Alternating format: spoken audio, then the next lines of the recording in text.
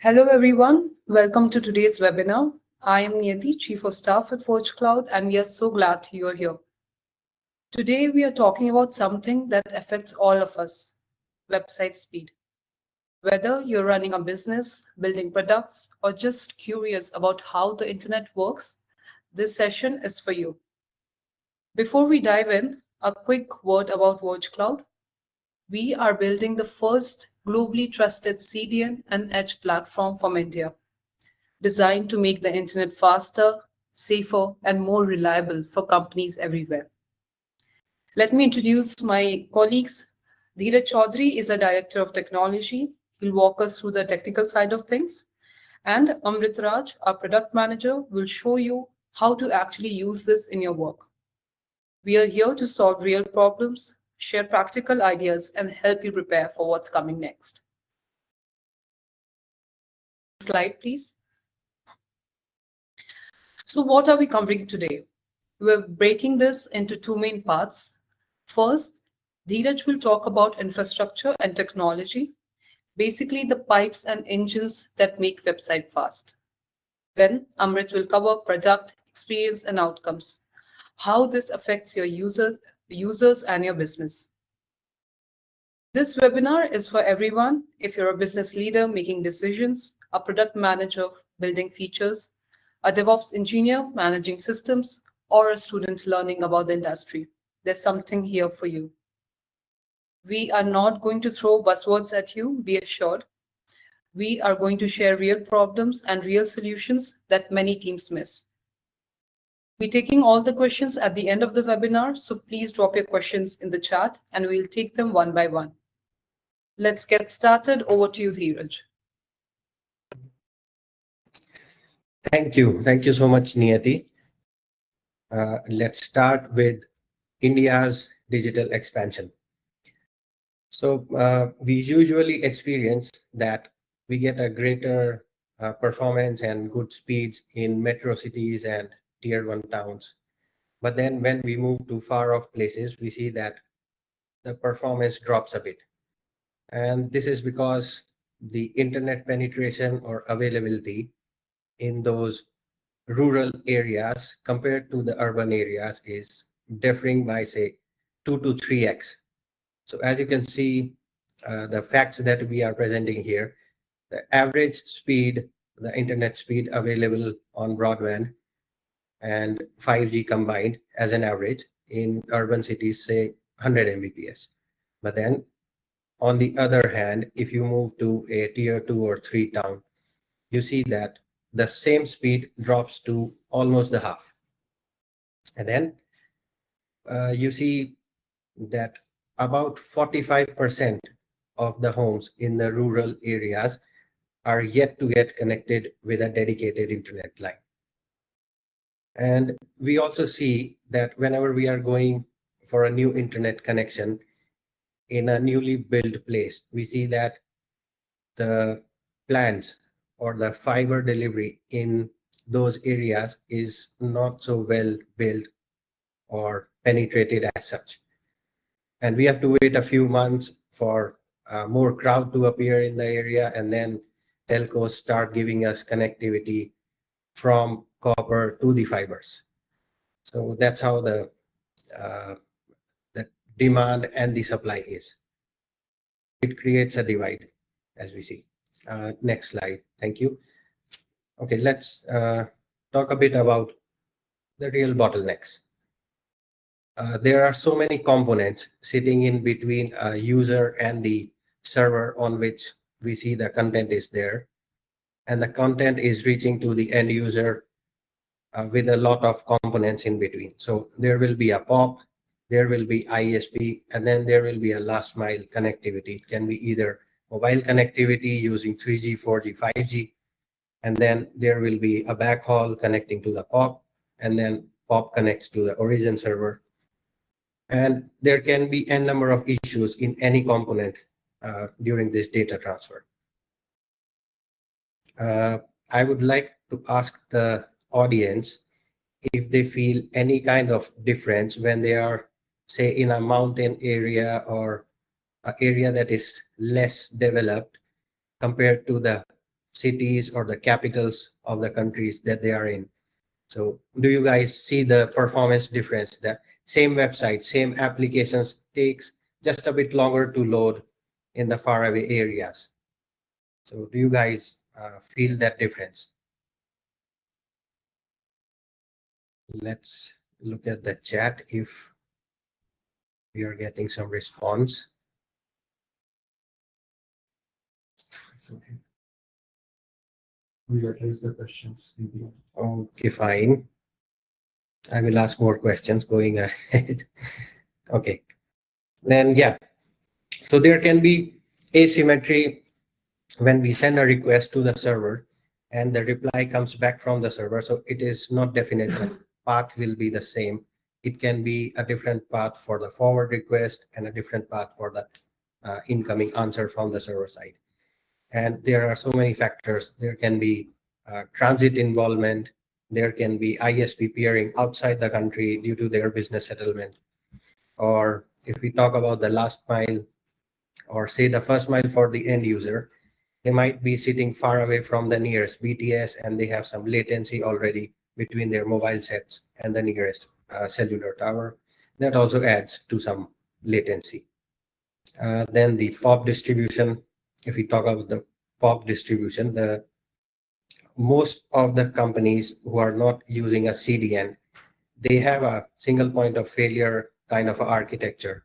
So they either rely on public clouds that have presence, say, in certain geography in a country, but then they are not covering the whole country for that data coverage. And see, since there is no CDN in picture, you will see that all the requests are going to one single point. They are converging to a single point and then getting a reply back from there. So there can be suboptimal routing for faraway users, or you can see any kind of response gaps, because if I'm sitting somewhere here in Chennai and I have to access something that is hosted in Delhi and there is no coverage of a CDN, then each request goes to Delhi and then comes back.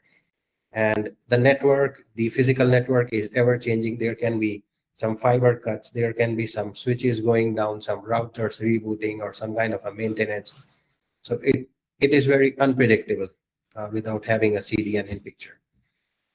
And then if your origin servers are taking all the load, they can become overwhelmed with a lot of requests hitting them during the peak hours.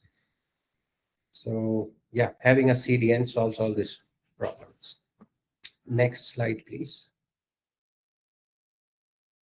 Okay, let's take a look at the time when we were not actually using very heavy websites or AI integrated into the websites, no AI chatbots or everything. So if you look at this trend that we are showing here, the average size in 2016 for a website was much less as compared to what it is today. So we all are aware any image that we take from our phones or any other device, the size of that image has grown from less than 1 MB to almost 100 MB in today's date if you have a very good camera with you. So all those things, and making the website more responsive and adding macros to it, making it more interactive, adding AI widgets to it, is again adding to the latency. When a lot goes in the background, there are API calls running, then there are some functions being called to get you the response. And while AI is good, we need to manage our infrastructure in such a way that, okay, are we able to cater to these AI requests and widgets with a better performance? Just adding AI to your website doesn't solve the whole equation. You need your infrastructure to keep up with these kind of more and more complex visuals that we are adding and the features we are giving to the end users. Next slide, please. Okay, so traditionally, we have seen that security, compliance, and uptime, they have not been so well connected in the architecture, if we talk about. But what we propose and what we should have as an approach in today's world is that we should have a combined suit that gives you security, speed, and compliance in a single product or a single platform, I should say. So when we talk about speed, when we talk about the edge infrastructure, if we are able to give you security and speed, low latency, and the compliance in case of a failover that is happening on certain edge POP, and we have another POP within the country to back it up. So that's how you see that, okay, the edge POP gives you lower latency, and same edge POP on the edge nearer to the end user is again providing you security over there, and there is no intermediate layer that you have to access and go to some core device sitting in some other city. So you're getting a better speed, you are getting better security and better compliance all in one full picture over here if we go by this approach. So these three points on a triangle, they should not be disconnected. They should be connected in such a way that they are unified, and user gets all those benefits from one single interface when they are connecting to one edge POP. All of these, say it's a speed matter to them or a security matter to them, it should all be met over there itself. Next slide, please. Okay, let's, before I talk about this topic, prime time fails, I would like to again ask the audience if you guys see a pattern of, say, some kind of delays during the peak hours when there is a very high event that is happening, say a cricket match or a very famous movie is getting released, and you feel that, okay, the app was working fine during the whole day, but then during certain hours of the day, say we call it peak hours of each day during the evening when everyone is after their work and they're at home, they're trying to access some kind of content. And then we see that, okay, there is some kind of buffer that we see. Either it can be on our OTT TV apps or on our mobile that we see. So we have tried to show that correlation in this graph over here. So as we see, say, the traffic starts building up, the higher traffic starts building up, say, from 6 p.m. And then at the same time, we see that, okay, the nearest servers are getting overwhelmed and the capacity present in them is being utilized more and more. And then we see traffic has risen a lot exponentially. And that capacity is now unable to cater to the incoming requests. And then we see that there is a cache hit drop, and the requests are now partially moving to the origin where the content is coming from. So in this case, if there is a failure or we are not able to do a smart routing depending upon the utilization of the particular prop, then your origin can get overwhelmed very quickly. And this can also act as a single point of failure once again. So having a CDN in the picture, you will have that resilience. Even if one POP is not responding or it has taken a hit on the capacity, the other POP comes in and the traffic is diverted to next best POP instead of directly going to the origin. Next slide, please.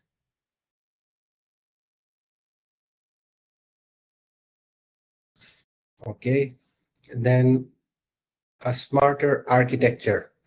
If we compare what the networks or the architectures look like without having a CDN in the picture and with having a CDN in the picture. So if there is no CDN, you have your data stored in somewhere on a storage. You call them origin servers, again, either on private or public cloud. And they can, again, act as a single POP architecture, and there can be a failure. And all our data or JavaScripts are running over there on the origin itself. Whereas having a CDN, you get this room to play around with, that you can have some of those functions running on the edge, and you have distributed POP architecture nearer to the end user demand. And over there, you don't have to worry about each request going to the origin once again. And since it is a distributed POP architecture, even if public or people are moving, say, for holidays to their hometowns or somewhere from the, say, metro cities, you're still able to cater with a good performance in those towns and areas because they will be now served from nearby POPs wherever they are going. And then there is a proactive failover approach as well. As I mentioned, if one POP goes down, the other one takes over very quickly. Next slide, please. Okay, so let's take a look at a modern infrastructure playbook. If we have a look at this architecture, the diagram that we are showing here, we can see that we have put Anycast DNS on top. And why? Why is that? The previous approach of not having an Anycast in your architecture is we have to deal with multiple IPs that we have to configure, and then it can add to the cost as well because each IP costs the provider, and then maintaining too many IPs is again an added cost. So having a Anycast DNS architecture, it will help you route your traffic to the nearest available POP. And then if we use protocols like HTTP3, these are the latest protocols like Quick, which have better resilience and performance compared to their predecessors. Then the third one is the multi-POP, the availability of multiple POPs present in the locations so as to cover each other very well. And then comes the fourth, the auto failover. So if even within a POP, if one server fails, the other one can quickly take over, and the disruption will not be visible, or it will not be felt by the end user at all. Then comes the routing. If we see that there are certain patterns occurring every day, then we can use machine learning and AI to capture those patterns and then reroute the traffic during those hours. And we can maintain the capacity as well. So it will also help you to maintain the capacity when you buy it from an ISP or certain provider. So having this kind of approach helps you optimize your infrastructure for today's world, where we see the each app is getting heavier and heavier to give you a better immersive experience. Next slide, please. Okay, then layered security. So suppose we have a provider that is giving you security separately and giving you edge services separately. So you have to subscribe either to them, say, okay, I want your CDN services. But then they say that, okay, in order to get our security services, you have to subscribe to another POP or another subscription. But then just imagine if the case that you get all these services within a single subscription and a single point of, say, contact, then it solves a lot of problems. So you can tune your edge WAF, and you can have a better rule set over there at the edge, which can stop, say, 95% of the attacks there at the edge itself. And your API tokens, they will be rotated automatically, and all the service will be running smoothly and will not get impacted as such. And your data stays within the bounds of the country, and you stay compliant, because if a CDN that has a good coverage within the country, then in case of a failover or any disruptions, any kind of outages, your data is not sent outside to be served from some other country to your end user, say, sitting in India. So we have measured this Modern edge security can protect you without slowing you down. And it's not security or the speed that we have to choose between. It has to be both security and the speed in today's world. Next slide, please. Okay, so how can we future-proof for the upcoming generation of internet users that India will be adding pretty soon, say in next 2 to 4 years? As of last year, we are sitting somewhere around 900 million users already that are using internet in India. And at a growth rate of 8 to 10% that we have seen, if that continues, we will be adding 200 million very soon in just a couple of years. And the total internet users will cross 1 billion. It will be more than 1 billion, say in next 2 to 3 years. So we need our infrastructure and our strategy to be aligned with that kind of a growth. And then since we see that the data is getting heavier and heavier with uh, more immersive and heavier images, or say we have moved from HD to 4K, then from 4K we are seeing there are some movements towards 8K already. So in order to cater to all of that, we need to have a strong foundation.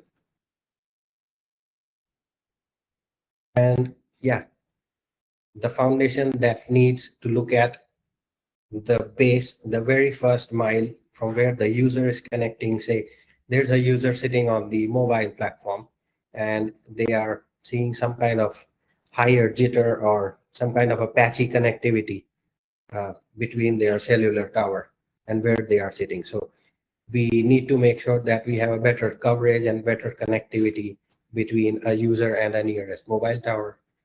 And then the conditions should be optimized as per the movement or availability of the users in that particular area. And say for the next phase, 6 to 12 months after that comes the scaling phase, in which you can set up dashboards to monitor all your locations and prepare for the 5G. It has been pushed from the government itself to consider rollout of 6G in coming years. So with those kind of speeds that we give to the end users, we need to be ready in the background that we need to keep the heavier files, the heavy encoded files, very distributed locations nearer to the end users so that they can actually get the feel of the 5Gs and 6G that the technology is meant for. Higher speeds, within some seconds you can download multiple movies. So we need to have that kind of infrastructure supporting these technologies that are coming up. Next slide, please.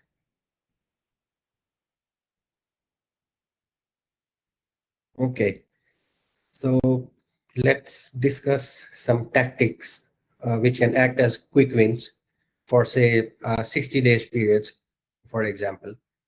So for the first week, if we set up an Anycast kind of architecture for our DNS and start the run monitoring of our end users, real-time user monitoring.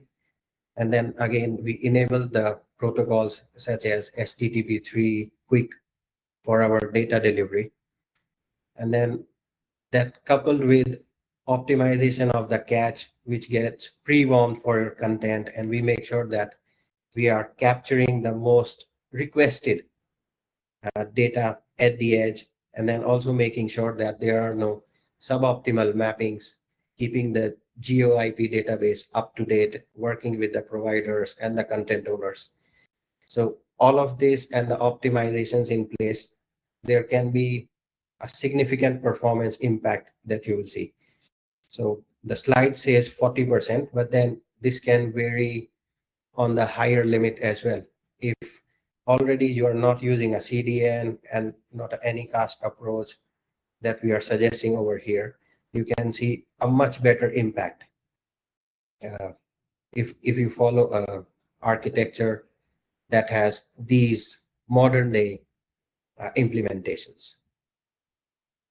So this was all from my side. I would encourage you guys to post some questions or discussions if you have any. And yeah, thank you so much. I will now hand it over to Amrit to take it forward from the product perspective.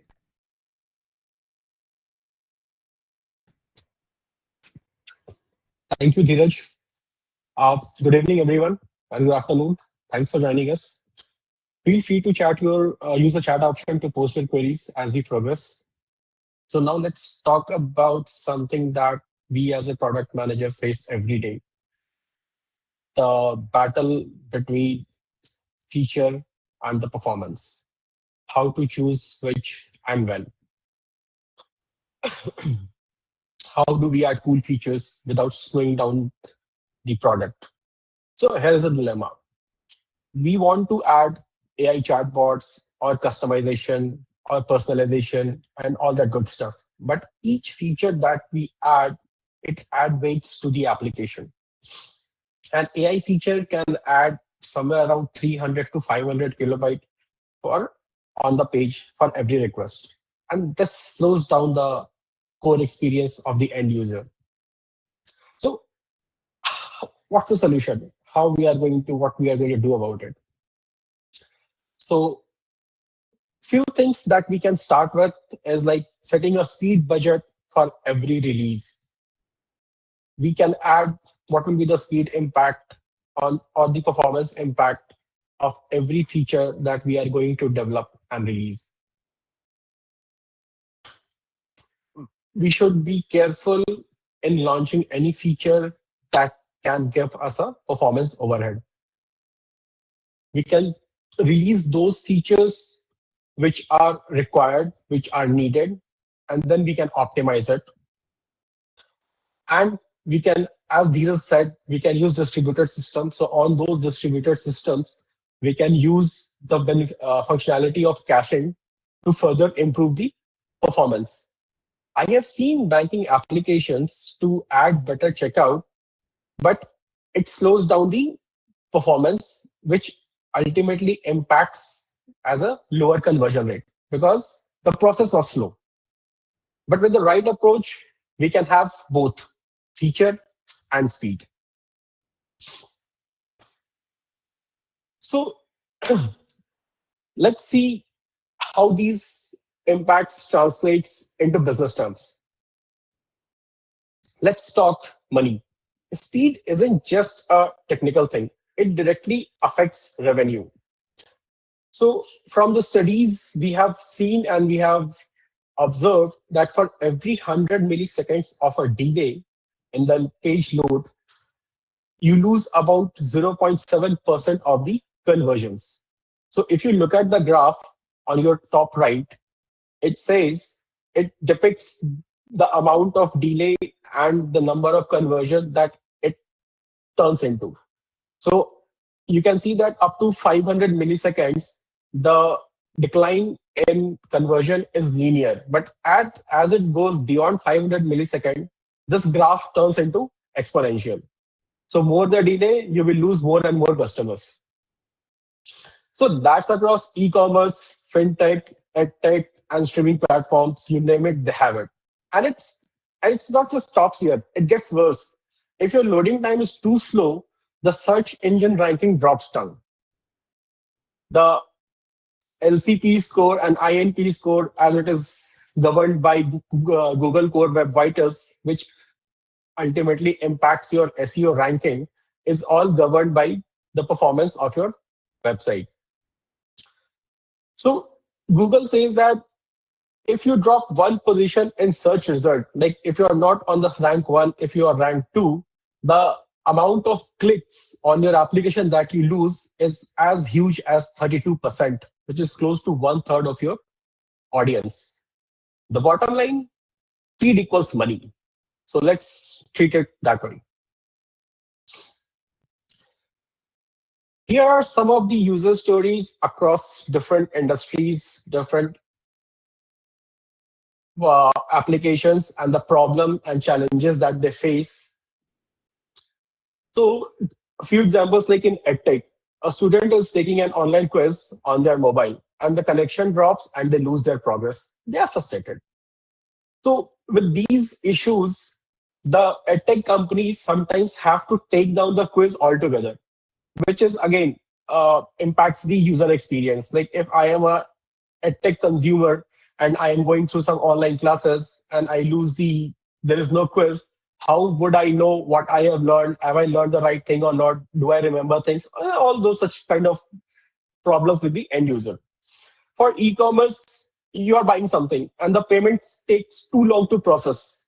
Then what do you do? Okay, not this vendor A, I'll go to vendor B. And that's probably your competition. We don't want to send our audience to competition, right? That's direct impact on the revenue. On fintech, like if someone is using a banking application in rural areas, tier 2 cities on a 4G network, and they're trying to do some transaction. For example, you are trying to open an FD and it sends an OTP. You get the OTP on your phone, but the screen where you enter the OTP is not loading. What will you do? Okay, I will do this next time. And the bank loses the business. I think most of you must have observed this or have gone through this. For OTT, we are all consuming OTT every day. I'm sure most of you and all of you must be using OTT, be it any private OTT or global YouTube or something like that. You want to watch something and there is some event is happening or some climax scene is happening, and then you see that circle rolling. Oh man, that's real frustration. And if it happens again and again, what you think? Oh, this OTT is bad. I'll go to OTT 2 or OTT 3. Again, you are moving to another OTT, going to competition, canceling the subscription. This all impact the revenue. So different industries, different scenarios, same problem. Slow speed kills the user experience. And we as a user, we don't forgive slow experience. We don't want anything that is slow, right? What was needed yesterday, we don't want it today. So how do you fix this as a product team? So we follow, or what we can recommend and what we have seen this in action is 3 principles to speed up the product. First one is gate releases on speed. Don't ship anything or don't release anything that makes your application slower.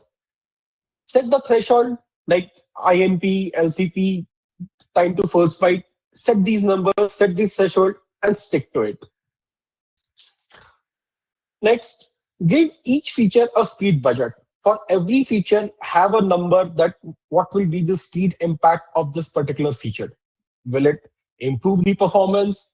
Will it have the performance overhead, or will there be no impact?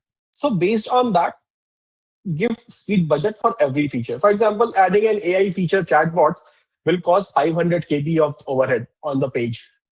Is it worth it? If yes, go ahead. If not, find a lighter way to implement the same.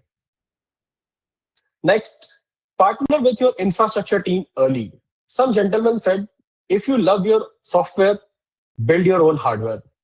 But not everyone can build hardware from scratch.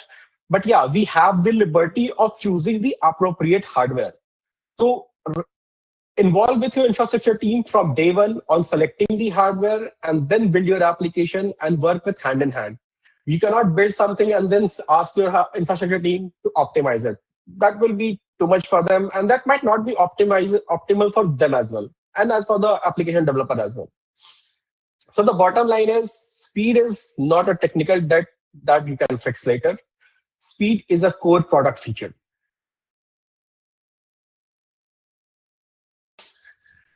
So here is a simple playbook for continuous optimization in the AI era. So first one is what to change, how to change, right? So first we need to measure the performance. Just a second. Yeah. So first is measure and monitor, and not just synthetic user. Track your real users in real time and in different region. Don't limit your measurement data to come only from your office network or from office laptop. Cache smartly. Treat your API responses as assets you can cache, not fresh requests every time. If you think just categorize the APIs which will return non-specific information like generic information independent of who the user is, then cache those responses rather than sending every request to your web server. Edge delivery. Reduce the code that is running on user devices or any request that needs to be executed at the origin server. Leverage the functionality of edge function, deploy them on the edge so that the edge, which is just one hop away from the end user, sends the response. This will significantly improve the performance. Now we have done these things. What do we do now? We need to validate. We need to validate the actual data that we received and measure and monitor, and then we can simulate the A/B testing, and then we can synchronize or correlate these data that is collected over a period of time, and then we can have the iteratively optimize the application. So optimization is not one-time job. It's never-ending process. It's a vicious circle. Monitor, do some cache optimization, run things on the edge, validate, again optimize and measure and monitor, and this goes on and on and on. So don't think edge first from day one. Think of edge first from day one. Don't bolt it for later.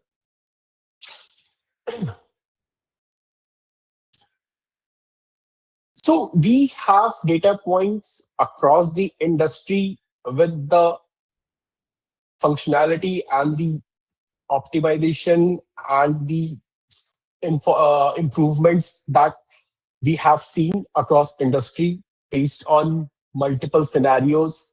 So the first option, the first way it helps is using the multi-pop and anycast network.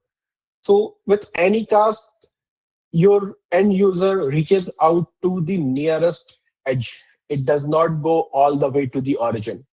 Depending upon the location of your user, it goes to the best available nearest pop, irrespective of where your origin is. If your origin is in Mumbai and the user is in Delhi, it will connect to Delhi pop, and then Delhi pop will have the conversation with the origin.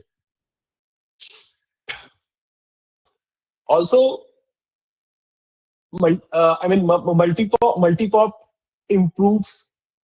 reduces the loads and improves the performance of your origin server. If you have 100 users across India, you will not see 100 requests to your origin servers. These requests will be distributed across different pops, and these pops will be reaching out to. And if there are same requests for same content, not all requests will go forward to the origin. So if you get a request for your logo.gif from 100 users, only one pop will reach out to you, get the content, and give it to end users. So you will be saving around 99 requests. Next is Edge API caching. So with the AI in era, most of the AI requests are API requests. So the request which will render same results for multiple users, it's not user specific. We will cache them after getting it from your origin server. We will not let these requests go to your origin. We will not bombard your origin with these requests. We will serve it from the cache itself. So this will help in two ways. First is reducing the load on your origin. Second is it improves the performance by removing the round trip time from edge to the origin server. Because the response is served from the edge itself. It does not have to go all the way to origin, fetch the content, and then serve it to the end user. So this round trip time is reduced, thereby improving the performance of the application. Nowadays, applications are getting heavier and heavier. If we go back in time, the web application websites were all built only with text. But now, as you say, our text speak 1,000 words. So they are replacing words with text. Websites are getting heavier and heavier with the images. And different users, different devices using different network conditions. If we use same image for everyone, the user on laptop might have a good experience, but the same user on the mobile device might not have the same experience, as image will be heavy with respect to the device. So what we do is we optimize the image on the runtime. Depending upon the device, optimize the image, serve the device specific image. And this improves your LCP score. We have seen that with just help of image optimization, the LCP score has improved by 20 to 35%, which is huge number. The key insight, network proximity, write speed, get closer to your end users. So here is a outline on what we can work upon with a 30-day action plan. In week 1, we can set up real user monitoring to establish the baseline. Let's see where we stand, and let's, from these numbers or from this data, let's set a goal where we want to be. Now we start optimizing. Like we will use HTTP3, the quick protocol. We will use optimized images or next generation image formats, which are WebP or AVIF, which compresses the image only as per the size, but there is no visual difference between the optimized and non-optimized image. Also, using the quick 3 protocol, connect to critical domains early. Now, once we have this optimization, we will switch to Anycast DNS so that the DNS, when DNS resolution happens, the end user gets the IP, and when it asks who is this IP, the nearest POP response say, hey, this is me. Not that you have to go to a particular server, which might be away. You have to traverse all the way to BGP route to some far destination, which will again add latency. And also add security settings. And having the benefit of having the WAF, web application firewall settings on the edge is a beneficial in a way that the edge optimization and firewall optimization, firewall checks, they happen parallelly. It's not one after one. As per the, if you are using on-prem devices or any other firewalls, they will process the flow is serially. Once optimizations things will be done, then it will flow through firewall, then it will go to your web server. But at the edge, we are doing these things parallelly, saving the execution time of firewall policies and optimization policies. They happen parallelly, thereby low to zero impact on the latency. So once we have these things, again, we have done some things, now we need to verify it, we need to validate it. So what we will do is, we will do A/B testing to validate the things that we have changed, and are we getting the expected results? The benchline that we set on the week 1, are we nearby that, or are we on or above the expectation and after these 3 weeks? So once this is done, we can have the regular check every 30 days or on a regular interval to further optimize and see the results, which will improve. You can see measurable improvement in just 30 days if you follow this path. If you want to discuss your specific needs, reach out to us. Email is on the slide, or book a demo session. VergeCloud infrastructure can power this for you. We have built proven framework that deliver real results. So that's all from my side. Any questions, anything, you can just use the chat option, and we will try to best answer your questions. And I will hand it over to Niyati for closing remarks. Over to you, Niyati. Thanks for being in wonderful audience. Thank you, Dheeraj and Amrit, for those powerful insights. We will now move into our Q&A session. So if you haven't already, please drop your questions in the chat and we'll take them one by one. I would request the speakers to open the chat box. Let me start assign one. I see plenty for both Dheeraj and Amrit. Okay. Okay, I will take up the questions. I've answered a couple of them in the chat, but let me take up a question that relates to, okay, the question says, how do you see AI influencing CDN or edge optimization in next 2 years?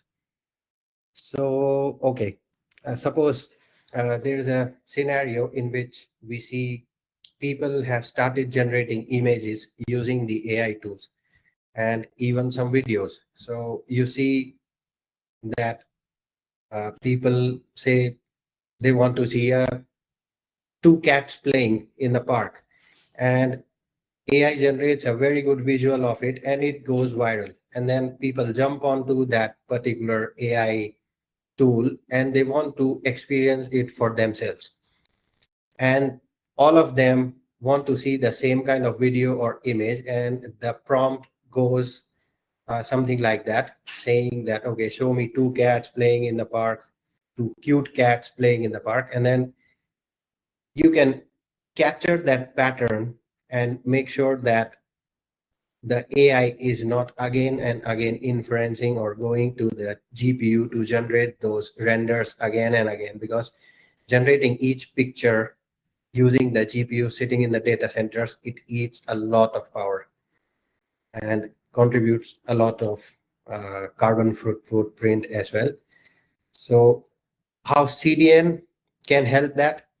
Once you have seen and noticed the pattern, okay, this is being requested a lot, this kind of pictures or videos using the AI, you can cache them near to the end user using a CDN. And when those kind of prompts again and again hit your AI chatbots or AI GPTs, you can reply from the CDN from the edge itself without having to go back to your GPUs. So it saves you power, it saves you hardware, and it helps you to save cost and improve the performance. So if you are able to cater to end user request quickly instead of making them wait. So we all have experienced whenever we enter something in the AI GPTs or anywhere, any AI tools, it takes say about a minute or two to generate the images and give us a good reply back. So if we can bring down that wait time to a few seconds using a CDN, then your user retention and user stickiness will increase. And about the optimization part, once we see that, as I already mentioned, there will be always some patterns during the daytime or the nighttime. We can have help of machine learning to see that, okay, these are the patterns we are seeing. And let me give you an example. People watch movies, say during the daytime, and nighttime you see your internet bandwidth is sitting idle. At that time, you can use your internet bandwidth to cache fill the popular content from the origin. And during the daytime, you can outserve it to the end user. So these kind of pattern recognition by the machine learning and everything, this will optimize your caching techniques and how you can better send the traffic across to the end users. So possibilities are kind of endless. If we speak in the terms of AI, it is something still learning and evolving each minute of the day. Somebody has asked another question. I have too many images and videos on my website. Will that affect speed? It has HD type images. Okay, there's another Read that question. question. Let me pick up one more. Then I will pass it on to Amrit. He will pick up a few questions as well. Yeah, I'm answering answers on the chat as well. And which question? What was the question, Zain? Yes. Hi, Amit. So there are a couple of questions mentioned by a lot of people. Somebody, Naila Patel, has asked this question. I have too many images and videos on my website. Will that affect the speed? It has HD type images.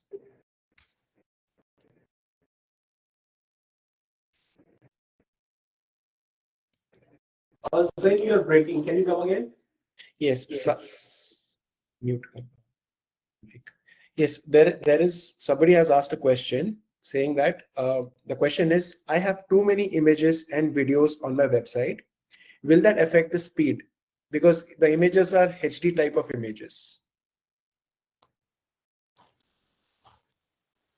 Yes. So having loads of Amrit, you're images on mute. and videos on your application. Am I audible? Yes, now you're audible. Okay. Yeah. So adding making your application image and video heavy will of course slow down the your application. But yeah, we can optimize, or there are ways to optimize, like based on the device type, you can change the image type and the visual. There will be no visual difference. However, the image will be smaller in size and lighter in weight. That will improve the loading time. Also, if the page is built with pagination, you can use lazy loading techniques, that if the user scroll down to that particular image, then only load that page rather than having it loaded at the first request. So does this answer your question? Yeah, sure. Then next question, please.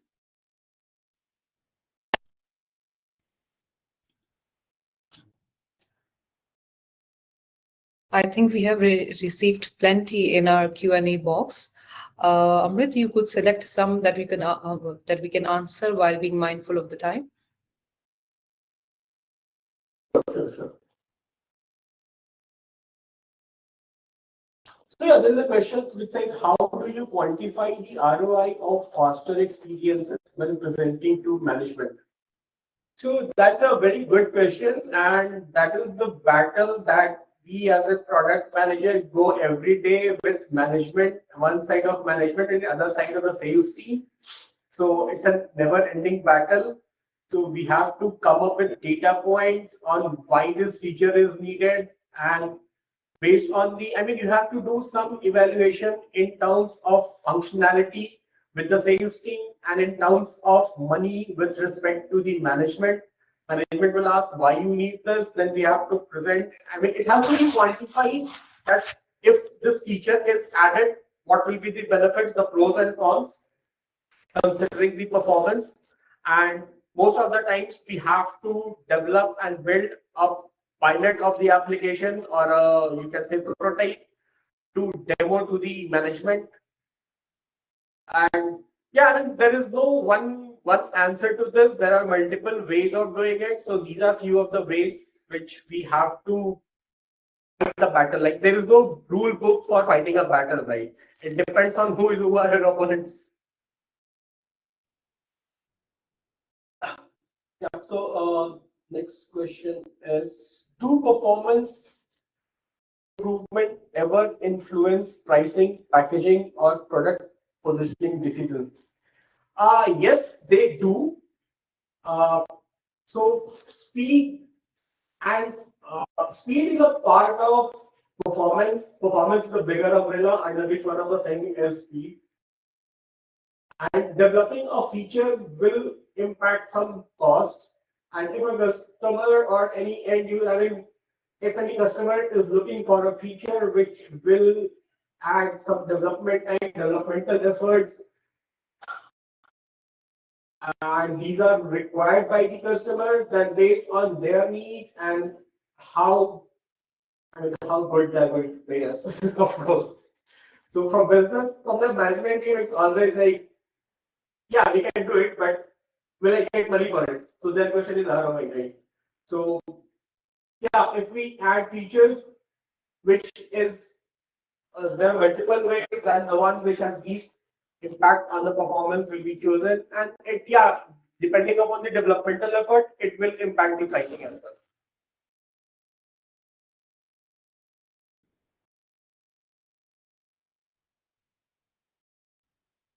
The first one.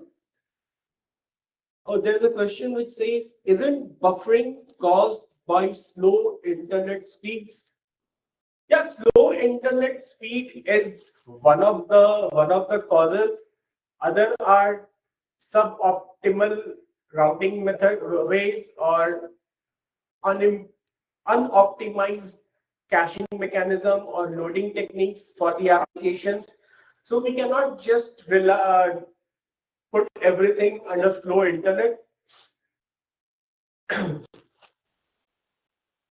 So it is one of the reasons, slow internet is one of the reasons, but yeah, there are multiple reasons as well. The suboptimal configuration and unoptimized code base, or the functionality which was built without considering the performance overhead. So yeah, these things are like one of the example was someone asked if my application is image heavy and video heavy, and if we are not using device specific images, image serving, then same HD image which was meant for a smart TV of say 40-50 inches is being served on a mobile device of 3.5 inches.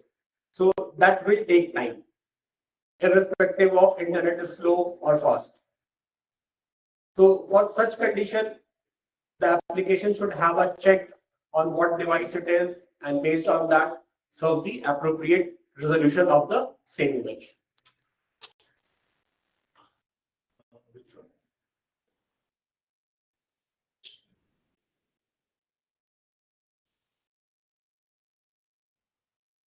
How do you see AI influencing CDN or edge optimization in next 2 years? That's a very good question. So how do we see AI? So now AI is a kind of bloodstream of the IT technology. It's everywhere.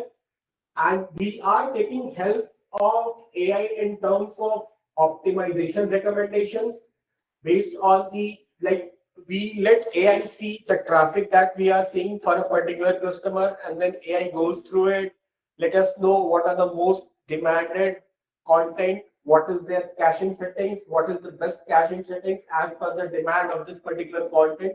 So we get these recommendations in a real time and in a very fast and efficient way, rather than someone sitting and analyzing those logs or request response things.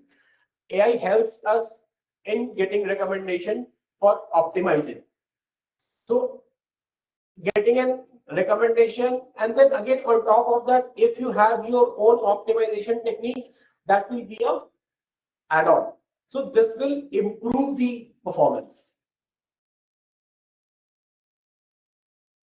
I think we are